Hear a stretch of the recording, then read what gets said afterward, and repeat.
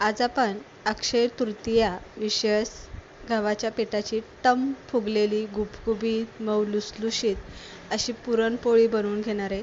अक्षय तृतीयाला आपण 3.5 मुहूर्तांपैकी एक मुहूर्त मानला जातो. या दिवशी आपण पूजा मांडली जाते. त्यानंतर पितरांची पूजा होते. भगवान विष्णूंची पूजा मांडली जाते. तर पुरणपोळीचा नैवेद्य आवश्यक केला जातो. तर आज आपण पुरणपोळीची रेसिपी बघणार आहे. त्यामुळे चला पटकन रेसिपीला सुरुवात करू. इथे सगळ्यात पहिलं कुकरमध्ये पाणी घालून घेतलेले. आता डाळ शिजायला घालताना डायरेक्ट गार पाण्यात डाळ शिजायला घालायची नाही, तर पाणी गरम करायचं आणि मग त्यामध्ये आपल्याला डाळ शिजायला घालायची. थोडीशी हळद टाकलेले. हळदीमुळे पुरणाला पिवळसर असा कलर येतो आणि पुरणपोळी छान अशी पिवळी रंजन दिसते. आणि थोडंसं तेल टाकून पाणी गरम करायला ठेवलेलं आहे. आता इथे असं वाटीने मोजून माप घेतलेले नाही आहे किंवा वजनीही माप नाही घेतलेलं. अंदाज 25 मी अशी डाळ घेतलेली आहे. मोजून वगैरे काहीच घेतलेली नाही. डाळ मार्केटमधनं आपण आणत असतो, उघडी असते, पावडर लावलेली असते. त्यामुळे शक्यतो धुवून घ्यायची आणि गरम झालेल्या पाण्यामध्ये घालून आपल्याला कुकरचं झाकण लावायचं. साधारणतः 7-8 शिट्ट्या आपल्याला ह्या डाळ शिजवून घेण्यासाठी घ्यायच्या. डाळ शिजेपर्यंत आपण इथे पीठ मळून घेणार आहे. आता इथे मी गव्हाचं पीठ चाळून घेतलेलं आहे. कोणतंही तुमचं गव्हाचं गहू असले तरी गहू दळताना त्यामध्ये थोडंसं सोयाबीन घालायचं. सोयाबीनमुळे चपाती ही चांगली येते आणि पुरणपोळीसुद्धा खूप छान येते. तर इथे पीठ गव्हाचं पीठ मळताना जरासं पीठ सैलसर मळायचं. पुरणपोळीसाठी पीठ ना चपातीसारखं मळायचं नाही, तर सैलसर मळायचं. म्हणजे व्यवस्थित ती पुरणपोळी पुढे सरकते, लाटली जाते आणि भाजल्याच्या नंतरनं ती कडक होत नाही, तर मऊ लुसलुशीत राहते, टम फुगते. म्हणून पुरणपोळीसाठी जर गव्हाचं पीठ तुम्ही मळत असाल तर ते असं पातळ मळायचं. तेल त्यामध्ये आपल्याला 2-3 पळ्या तरी तेल घालायचं आणि तेलामध्ये हे पीठ आपल्याला मळून ठेवायचं. आणखी एक गोष्ट तुम्हाला इथे सांगायची आहे की गव्हाचं पीठ जास्त वेळ मळून ठेवू नका. साधारणतः फक्त अर्धा तास इतकंच अगोदर हे गव्हाचं पीठ मळून ठेवत जा, कारण तेल घातलं की गव्हाचं पीठ काळं पडतं. आता गव्हाचं पीठ आपलं मळून साईडला ठेवलेलं आहे. बाकीची तयारी होईपर्यंत आपलं पीठ पण चांगलं भिजेल आणि पुरणसुद्धा आपल्या इकडे बनून तयार होईल. डाळ शिजली होती, कुकरही गार झाला होता. डाळ आपल्याला अशी वेळून घ्यायची. पूर्ण पाणी त्यातलं जे आहे ते निथळून घ्यायचं आणि एका मोठ्या कढईमध्ये किंवा तुम्ही ज्यामध्ये पुरण हटवून घेणार आहे त्यामध्ये घालायचं.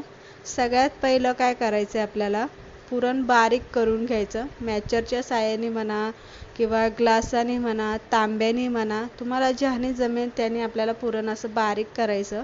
नंतर ना अर्धं साखर घातलेलं आहे आणि अर्धा गूळ घातलेला आहे, विलायची पूड आणि चिमूटभर मीठ एवढं आपल्याला पुरण बनवताना यामध्ये नक्की घालायचं. आता पुरणपोळी तुम्हाला गोड किती पाहिजे त्यानुसार तुम्ही साखर आणि गुळाचं प्रमाण इथे तुम्ही ठरवू शकता. कमी गोड पाहिजे नसेल तर तुम्ही कमी घालू शकता. जास्त गोड पाहिजे नसेल तर तुम्ही जास्त घालू शकता. म्हणजे तुमच्या अंदाजानुसार तुम्ही गोडीचं प्रमाण इथे ठरवायचं आहे. पुरण चांगलं आपण सुक्कं असं करून घेतलं की थोडंसं गार होऊन द्यायचं आणि हातानेच पुरण आपल्याला इथे गाळणीमधनं गाळून घ्यायचं, म्हणजे पुरण वाटून घ्यायचं. गाळणीतूनच मी नेहमी पुरण वाटून घेत असते, कारण गाळणीतून वाटल्यामुळे काय होतं, पुरण असं चिकट होत नाही, असं मोकळं सुटसुटीत पडतं आणि त्यामुळे काय होतं, पुरणपोळीच्या कडेपर्यंत पुरण चांगलं पसरलं जातं. आता एका ताटात हे पुरण मी काढून घेऊन थोडंसं ते मला ओलसर वाटतंय म्हणून मी असं थोडंसं 10-15 मिनटं हवेवरती असं सुकायला ठेवायचं. म्हणजे पाणीचं जे प्रमाण असतं ते उडून जातं आणि पुरण व्यवस्थित आपलं बनतं. 10-15 मिनटानंतर तुम्ही बघू शकताय पुरण चांगलं सुक्कं झालेलं आहे, मोकळं सुटसुटीत झालेलं आहे. आता आपण डायरेक्ट पुरणपोळी इथे बनवायला घेणार आहे. हाताने थोडंसं पुरण आपल्याला असं मोकळं करून घ्यायचं. पीठ आपण इथे मळून ठेवलं होतं, बघू शकताय छान भिजलं गेलेलं आहे. तर असं पातळ करून घ्यायचं.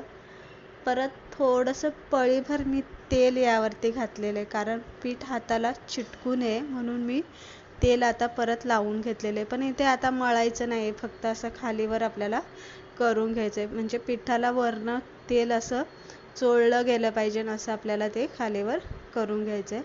आता पुरणपोळी लाटताना पिठी कोणती वापरायची हा अनेकींना प्रश्न पडलेला असतो. जर गव्हाच्या पिठाची जर तुम्ही पुरणपोळी बनवणार असाल तर गव्हाच्या पिठाची जरी तुम्ही पुरणपोळी बनवणार असाल तरी पुरणपोळी लाटताना आपल्याला पिठी मात्र मैद्याची वापरायची.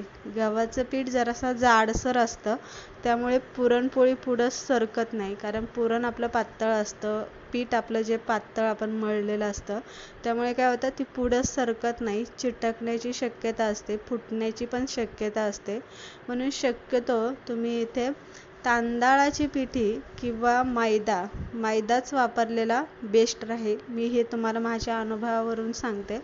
मैदा वापरायचा. मैदा एकदम बारीक असा पावडरसारखा असतो आणि त्यामुळे पुरणपोळी काय होतं पुढे अशी सरकली जाते.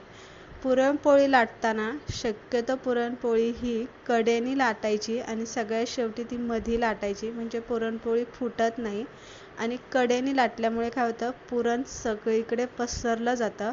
आणि दुसरी गोष्ट, जितकं शक्य होईल ना तेवढी तुम्ही ती पातळ लाटण्याचा प्रयत्न करा. पातळ लाटल्यामुळे काय होतं पुरणपोळी चांगली फुगते. दुसरी गोष्ट म्हणजे चांगली मऊ लुसलुशीत होते आणि खायलाही खूप छान लागते. व्यवस्थित ती भाजली जाते. जाड लाटली तर ती व्यवस्थित भाजली जाते नाही जात. आणि दुसरी गोष्ट म्हणजे खायलाही इतकीशी रुचकर लागत नाही. पण पुरणपोळी शक्यतो नेहमी पातळ लाटलेली खूप छान लागते. एकदा नक्की तुम्ही अशी पातळ लाटून बघा. तर तुम्ही इथे बघू शकताय छान अशी पातळ लाटून घेतलेली आहे. आणि गवळी असतानाच पुरणपोळी आपल्याला उलटून घ्यायची आणि तेल किंवा तूप तुमच्या आवडीनुसार लावून घ्यायचं. इथे गॅस पुरणपोळी भाजताना मोठा अजिबात ठेवायचा नाही, तर तो मिडियम ठेवायचा आणि मिडियम गॅसवरती पुरणपोळी भाजून घ्यायची. तर अशा पद्धतीने आपण इथे बाकीच्याही पुरणपोळ्या इथे बनवून घेणार आहे. छान अशी तेल तूप लावून खरपूस अशी आपली गव्हाच्या पिठाची पुरणपोळी इथे भाजून घ्यायची. तर इथे बघू शकताय छान अशी आपली टम फुगली गेलेली पुरणपोळी. तर इथे आपण पुरणपोळ्या बनवून घेतलेल्या आहेत. तर एका ताटामध्ये मी थोड्याशा पुरणपोळ्या ठेवून तुम्हाला दाखवते की किती छान झालेल्या आहे. सगळ्या सारख्या आलेल्या आहे, सगळ्या खरपूस भाजल्या गेलेल्या आहे, कुठेही फुटलेल्या नाही आहे, कुठेही जाड झालेलं नाही आहे, काही झालेलं नाही आहे. एकदम मऊ लुसलुशीत झालेलं आहे. कडेपर्यंत पुरण पसरलं गेलेलं आहे आणि बघू शकता किती पातळ लाटली गेलेली पुरणपोळी. कशीही दुमतली तर एकदम छोटीशी तिची घडी होते कपड्यासारखी. तुम्हाला रेसिपी